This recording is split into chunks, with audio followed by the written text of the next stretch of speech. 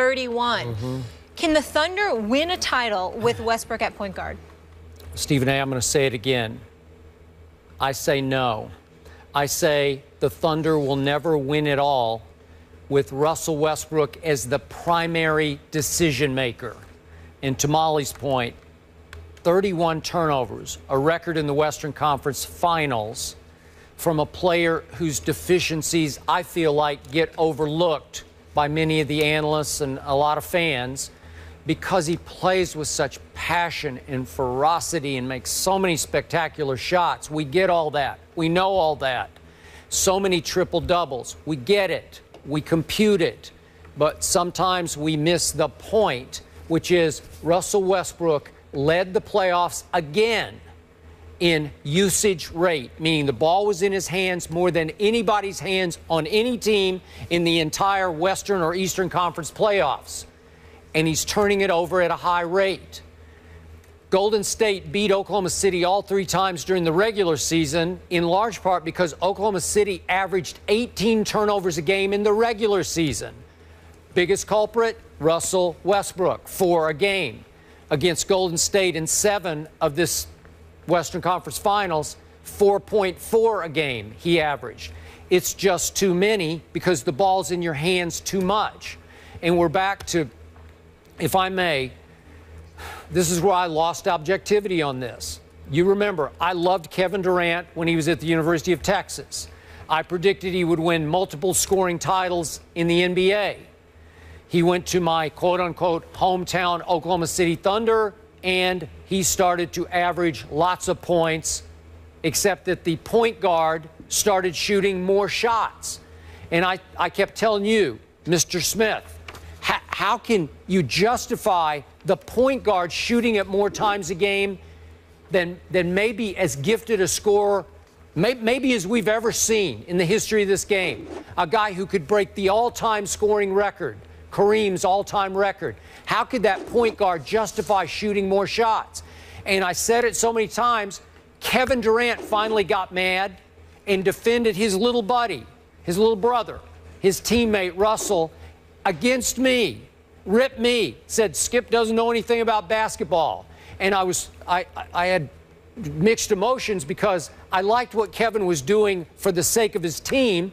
Obviously, I took it a little personally, because I think I do know enough about basketball to know that I'm right about this. So here we went again last night. Oklahoma City up 13 in the first half at Oracle with 6 minutes to go. And what happened through the first half? You and I went back and forth early in the show about it. Kevin Durant shot 5 shots in the first half. He made 4 of them. So he had what looked to me like a hot hand.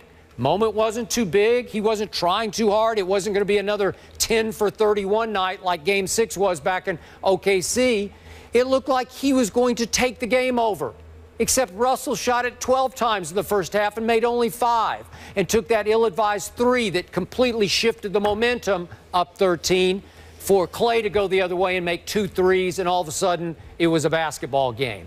And it just drives me a little nuts. I thought Russell had sort of grown up after Game 3 that they lost at home to my Spurs. Remember, he went 10 for 31 and said, no, it's on me. I take all the blame. I got to get everybody else involved.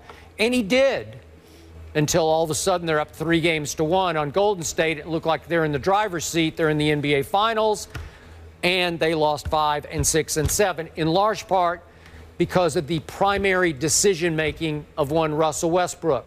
I just don't love him. I've never loved that part of his game, and you and I have agreed he's more two-guard than point guard, and he's a pretty sensational two-guard. I'd want him on my team. I just wouldn't want the basketball in his hands every second of every possession as he walks it up the floor.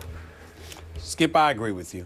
I'd love to disagree with you, but the facts speak for themselves. You're absolutely right. He's a sensational talent. He's one of the top 5 players in the game. His motor is unlike anyone else's.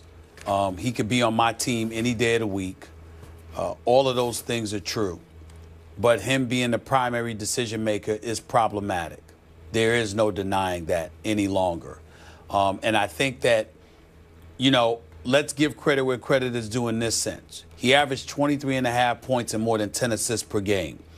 and I believe about 7.8 rebounds, which is close to 8 rebounds a game. So essentially it was 23.5 points, 10 rebounds, and nearly 8 assists per game. Skip Bayless, his percentage from the field improved from 42% last year to 45% this year. That's pretty good. And he took 4 less shots per game this year. He went from 22 down to 18. Kevin Durant played only 25 games last year, only averaged 17 shots a game. This year he averaged 19, so he went up.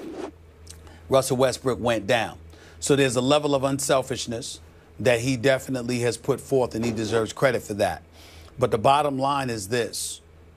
You don't need him as your primary decision maker, because when that is the case, problems tend to happen. And here's the biggest reason why. Hating to give you credit for this, but you deserve it, and I'm fair. The reality is clear. They went up 3-1, and then they engaged in hero ball. The only thing one can surmise from that is that it wasn't enough for you to win. You were looking to get the credit. You were looking for the star to shine brightly down upon you. And ultimately, it assisted in costing Oklahoma City a shot at the crown. That's what it comes down to. I don't think he's alone in it. I think whether directly or indirectly, I'm certainly not accusing that of being Kevin Durant's agenda, because he's not built that way. Russell Westbrook very well may be built that way. And after all of these years, Kevin Durant, even though he's more of a leader, gets in guys' faces, talks to them, instructs them what to do. I saw him playing more of a leadership role this year than he ever has. Yep. The reality is that the profound impact that he needs to have on Russell Westbrook, that he should be able to have after all of these years, was not as successful as we would like. But I'm not going to totally blame Russell Westbrook. I'm going to repeat this, Skip. There were many occasions over the last 2 games that I saw Russell Westbrook call a play and hand the ball to Kevin Durant. And Kevin Durant didn't do what he was supposed to do. Now, you're looking at isolations or what have you. Skip, it seemed a tad bit odd to me, but I'll dare say that I literally saw, because I go back and I watch tapes of these games as well. I literally saw a couple of occasions last night, Russell Westbrook calling plays similar to what he called when Scott Brooks was the coach, except Scott Brooks not the coach now. It's Billy Donovan.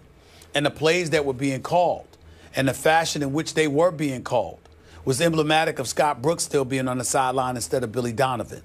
I don't know what to make of that, but something's wrong with that picture. And I think it has something to do with why they're going now. Didn't you see some of those plays, if not most of those plays, look like just lob it to one side, ISO plays for Kevin? You just lob it over to him and say, okay, do your thing. And Iguodala can really defend, man. He's tough. Well, it's not just that, Skip. It ain't that hard to defend from this perspective. Yep. Kevin Durant is not moving a lot without the ball. He's not. And he's not making you chase him around. Yep. And they're not setting screens and picks for him all the time the way that they do for other players, including Russell Westbrook. So as a result, you get to just man up on him.